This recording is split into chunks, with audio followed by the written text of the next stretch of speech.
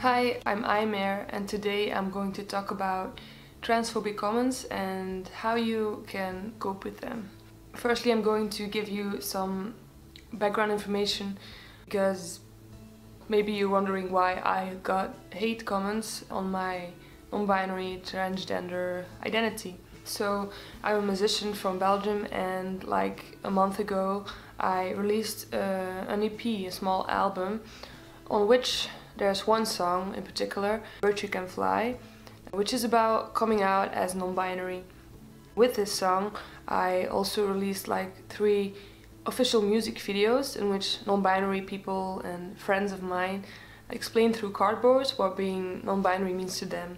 There has been a lot of activism around this one song of mine, which is why I got a lot of positivity on one hand from within the queer, trans, non-binary community, but also, well, a bit of backlash.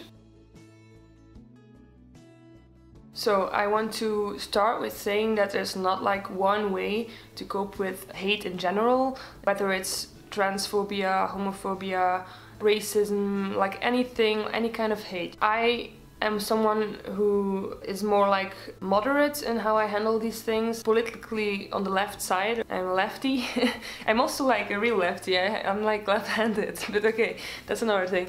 But I'm like more moderate, and there's people who will handle these kind of things in a more radical way. So for example, when someone will say something hateful, they will just like call them out on it very directly, like, hey, this is transphobic, this is homophobic, this is whatever it is, and stop with this because...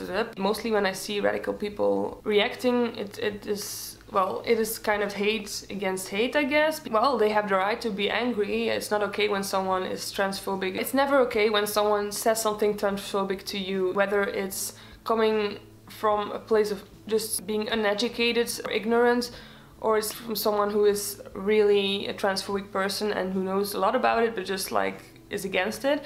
It's never okay. It's really hurtful for us, and I understand the more radical approach to transphobic comments. Anyone has the right to react like this if it's their way to cope with these kind of things. However, I will focus on a more moderate way of coping with this. My kind of motto is kill them with kindness. I really want to try to mediate, like I want to try to be educational and not just like flat out say bye-bye, because this is, in my opinion, how groups like get further away from each other. While I was reading transphobic comments that I got, I saw a few themes coming back, so I will try to explain what I mostly do depending on which kind of comment I get. So one of the themes that is very common, it is a comment that says, hey, you're mentally ill, you should probably get some treatment for that. I think this is one of the most hurtful ones you can get, really, because it makes you feel like you're abnormal and kind of a freak, which you are definitely not. It's perfectly normal to be like trans, be non-binary.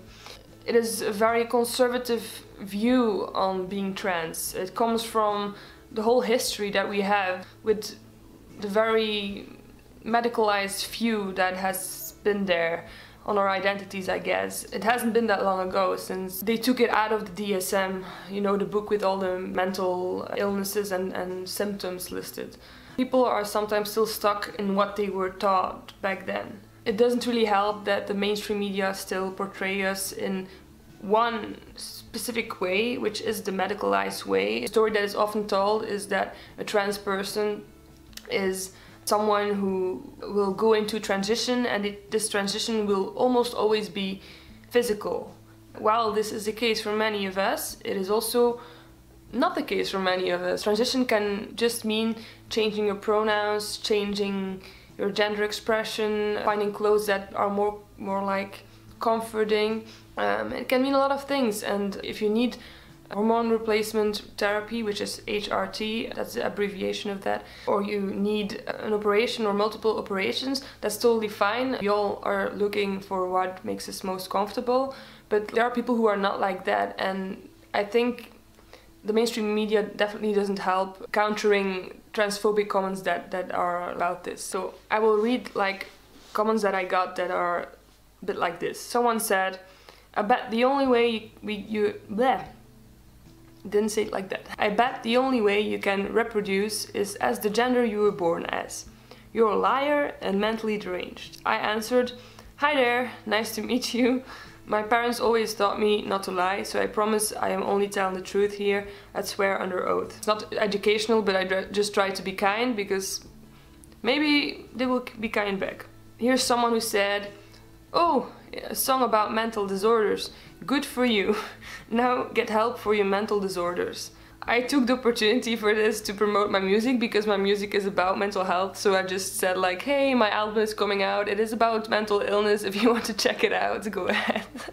There's someone who said sick people and then like some puking emojis, and I said, and we're contagious. This is actually like a response that my friend that I should use, and I really liked it because it's just funny, I guess. There's someone who said schizophrenic people. This is clearly an attack on a certain mental illness, schizophrenia. It's just like sad because this way you're like also stigmatizing mental health. Even cis people can have a mental illness. Anyone can get it. Anyone can have it. Like you can have a lifelong mental illness. You can have one just in a certain situation that you get it. People who leave transphobic comments like this, they are doing two attacks at once actually. They are doing attacks on people who are trans, non-binary, and they are making fun of mental illness and just like one big mess. Another kind of comment that often comes back is one where they say, I identify as, and then they insert some ridiculous kind of thing, you know. The most used one is, I identify as an attack helicopter, which is like you don't get many points with that one. It's just like not funny at all, so I've never really found it funny. We've seen it too many times. Maybe like be a little bit more original. That like it would be more excited for me to read that, you know. This comment makes fun of non-binary identities, like we don't exist, like I am just like, wee, I'm gone. But it's like I'm here, you know. Oh, my phone fell. Okay. Sorry, I'm a bit too enthusiastic. So what I mostly say to comments like these is like, we have existed for ages actually, and it's true, we have existed for ages, we just didn't have the vocabulary for it back then. This person said they prefer to identify as an attack chopper, which is like, I think, a spelling mistake. And I said, that is special, wow. I wanted to be like, make it a bit entertaining and like not be mad, but just like being lighthearted about it. And then he said, almost as special as identifying as three people. And I said, if you think we identify as three people, you should probably look up the definition of non-binary, because that is definitely not what it is. Some people blame our trans identity on how our parents raised us. That's like one team that I also saw. That just doesn't make sense, like we were born this way, like Lady Gaga says it. What some of them, or like a lot of them really, do is confuse sex and genders. I will always take the opportunity to explain the difference between sex and gender when I can, because a lot of transphobic comments, they talk really about our genitals, and that's not what our conversation is about really. They also will say that there's only two options referring to our sex, male and female, and I will explain, no, there's actually also intersex people when it comes to our sex. And no, when it comes to gender, there's also like three options, depending on how you see it. Like I see non-binary as like an umbrella for like a lot of other identities, not identifying as male or female, you know. An example, you are male or female, that is your genetic makeup. You are born one or the other. Anything else is purely in the mind. And I said, actually there's more than male and female. There are intersex people, and gender is not the same as sex. It is how you know yourself to be. So you were right about that, it is in the mind. As someone who said, how does this postmodernist, yeah, whatever, bullshit get on my feed? I know the word, but I don't know how to say it in English.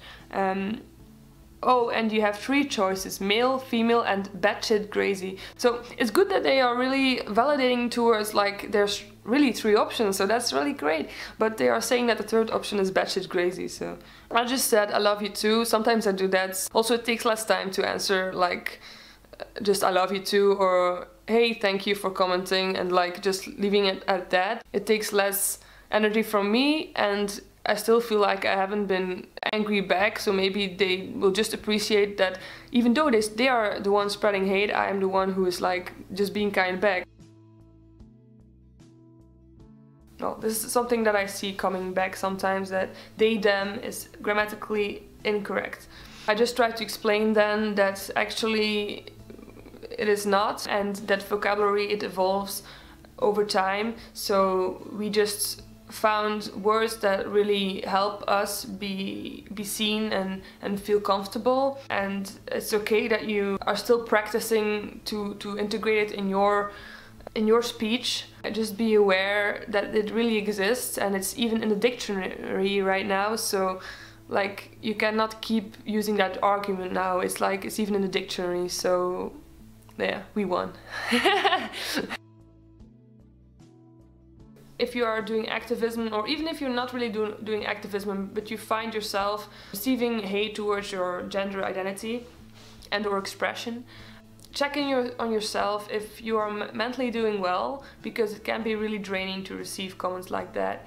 And it is totally okay to not read any of them, to delete if you need to delete them, step back from social media, to ask a friend to like answer to those comments because you are not like in that right mindset right now.